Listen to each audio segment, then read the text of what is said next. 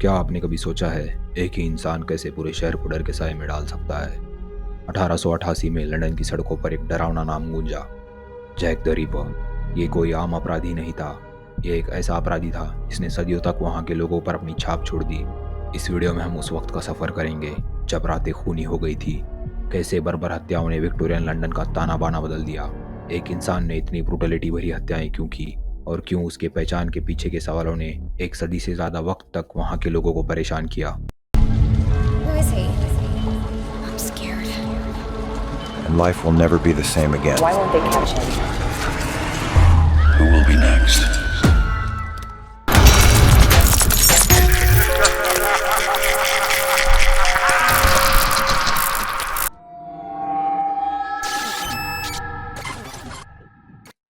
हत्याओं की शुरुआत लंदन के व्हाइट चैपल इलाके के अंधेरे गलियों और सुनसान कोनों में हुई। यह इलाका गरीबी और भीड़-भाड़ से भरा हुआ था। जितनी भी हत्याएं जैक द रिपर ने की, वो सभी महिलाएं थीं और वेश्यावृत्ति के काम से जुड़ी हुई थी। Mary Ann Nichols Jack the Ripper की पहली शिकारों में से थी। उनकी हत्या 31 अगस्त 1888 को लंदन के बकेर स्ट्रीट में हुई थी। उनकी हत्या ने उस दौर में सनसनी फैला दी। मैरी एन निकोलस एक गरीब महिला थी और वो व्हाइट चैपल इलाके में रहती थी। उनकी हत्या में गले पर गहरा जख्म था। उनके बॉडी पर चाकू के कई निशान थे। यह हत्या इतनी क्रूर थी कि इसने पूरे इलाके में दहशत फैला दी। Annie Chapman Jack the Ripper के शिकारों में दूसरी थी। उनकी हत्या 8 सितंबर 1888 को हानबरी स्ट्रीट में हुई थी। उनकी हत्या की क्रूरता और बर्बरता ने उस समय के लोगों को दहशत में डाल दिया था। एनी चैपमैन की हत्या भी मैरी एन निकोलस की तरह क्रूर थी। उनके बॉडी पर चाकू के गहरे घाव थे और उनके पेट को चीर दिया गया था। हत्यारे ने उनके इंटरनल बॉडी पार्ट्स को निकाला था। एलिजा स्ट्राइड, जिन्हें लॉन्ग लीज के नाम से भी जाना जाता था, जैक द रिपर के तीसरे शिकार थी।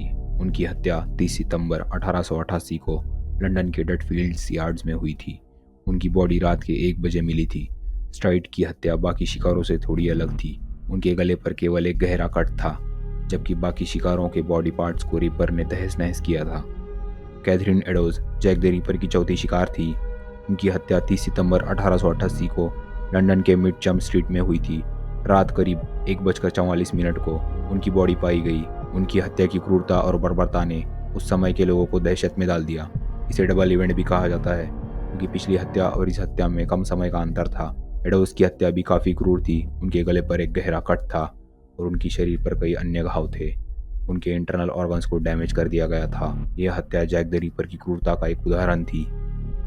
मैरी जेन केली, जिन्हें मैरी जीन केली के नाम से भी जाना जाता था, जैक द रिपर का अंतिम शिकार थी। उनकी हत्या 9 नवंबर 1888 को लंदन के मिलर कोर्ट में हुई थी। उनकी हत्या की क्रूरता और बर्बरता ने उस समय को दहशत में डाल दिया था। केली की हत्या सबसे क्रूर थी।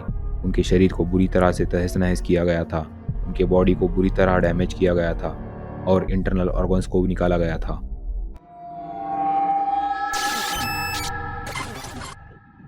इन हत्याओं के बाद पुलिस फोर्स ने जल्द से जांच शुरू की, लेकिन उन्हें एविडेंस और क्लूज की कमियों की वजह से उलझन का सामना करना पड़ा।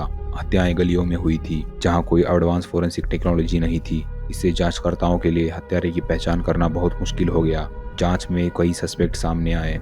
Suspect number 1, Montague Druitt. Druitt उन जगहों के करीब रहता था जहां हत्याएं हुई, जिससे वह एक सस्पेक्ट बन गया।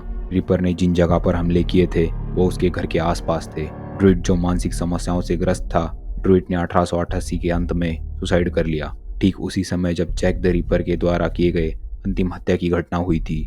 लेकिन उसके खिलाफ कोई ठोस सबूत नहीं मिले, जिससे वो संदिग्धता से मुक्त हो गया।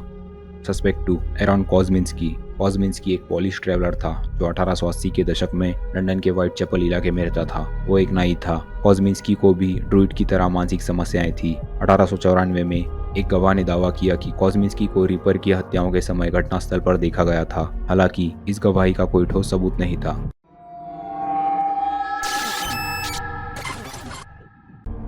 इन सब घटनाओं के बीच 27 सितंबर 1888 को पुलिस को एक लेटर भेजा गया।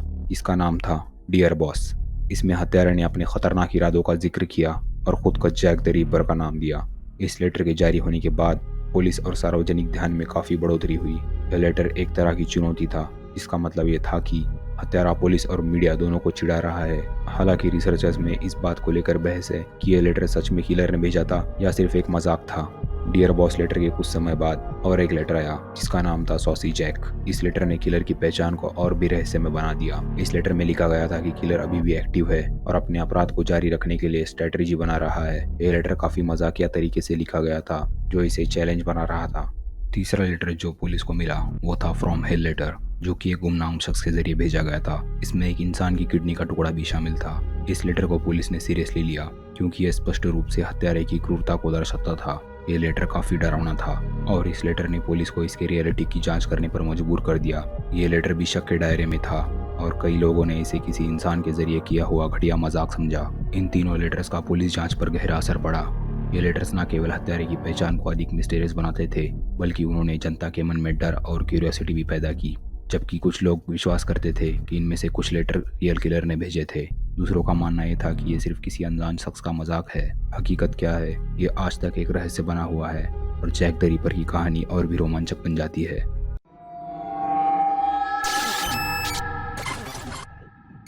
जैक द रिपर के मामले ने मीडिया में एक सनसनी पैदा की जिसने जनता के बीच डर और आतंक को बढ़ा दिया। न्यूज़पेपर्स ने किलिंग्स की क्रूरटी को काफी बढ़ा चढ़ाकर पेश किया जिससे लोग दंग रह गए। किलर के जरिए भेजे गए लेटर्स जैसे कि डियर बॉस और फ्रॉम हिल ने मीडिया के लिए और भी चारे का काम किया। न्यूज़पेपर्स की हेडिंग्स में अक्सर लेटर्स का जिक्र होता था। यह संवेदनशीलता इस हद तक बढ़ गई थी कि सार्वजनिक स्थानों पर अफवाहें और अटकलें अपने आप फैलने लगी और लोग किलर को लेकर डर का शिकार बन गए। ऐसे में मीडिया की रिपोर्टिंग ने न केवल दहशत और पैनिक को बढ़ाने का काम किया बल्कि इसे एक राष्ट्रीय चर्चा का विषय बना दिया। जैसे जैसे किलिंग्स बढ़ने लगी, जनता का पुलिस पर से भरोसा कम हो गया।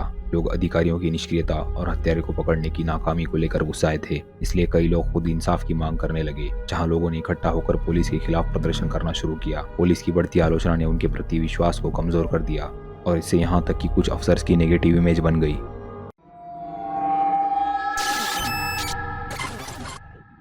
साइंस और फॉरेंसिक टेक्नोलॉजी में विकास के बावजूद जैक द रिपर का मामला आज भी अनसुलझा है। हाल की तकनीकों ने कुछ सुरागों में छानबीन की मदद की है, लेकिन फिर भी हत्यारे की पहचान करने में कोई ठोस सफलता नहीं मिली है। स्पेशलिस्ट ने इस मामले में फिर से जांच की है, लेकिन ज्यादातर सुराग और सबूत अब भी अस्पष्ट और रहस्यमय बने हुए हैं। यह मिस्ट्री अपने जड़ों में काफी गहरी है। जैसे कि समय बीता है, कई मॉडर्न थ्योरीज और जांच पड़तालें सामने आई है। जैक द रिपर का सब्जेक्ट केवल अब एक अपराधी के रूप में नहीं रह गया, बल्कि वो एक आइकन के रूप में बदल चुका है। उसके बारे में कई कहानियां बनी, फिल्में और किताबें उसे एक ऐसा कैरेक्टर बनाती है जो डर और आतंक के साथ साथ आकर्षण भी पैदा करता है। डिफरेंट मीडिया में उसे रोमांटिक और मिस्टीरियस तरीके से बताया गया है, जिससे लोगों को उसे लेकर गहरी क्यूरियोसिटी और अट्रैक्शन होता है।